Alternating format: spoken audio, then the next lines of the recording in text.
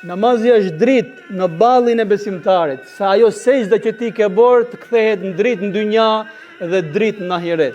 Namazi është dritë me duan që ti bën. Namazi është dritë në errësira. Dynjaja ka shumë errësira, ka shumë mjegullaja, nuk e di nga njëherë robi nga t'ja mbaj. Por ai namaz që ti ke fal, ai bëhet dritë dhe të orienton Allahu xhalleshanu, maja djathas dhe maja majtas.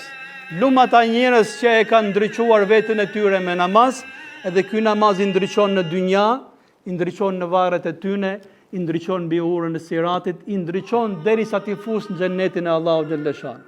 Vëllezër besimtar, i tha një herë dikush profetit sallallahu alaihi wasallam, ja Rasulullah, si ke për t'i njohur ti besimtarët ditën e Kiametit?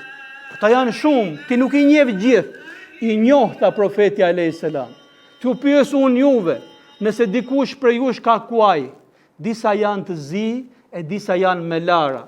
A i njeh ata që janë me lara për atyre që janë zi? Po ja Rasulullah, i njeh shumë kollaj.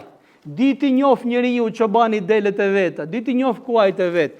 Ashtu dhe unë tha do t'i njoh tha pasuesit e ummetit tim, besimtarët e ummetit tim ditën e Kiametit, sepse në ballin e tyre dhe në gjymtyrët e tyre do të ketë dritë.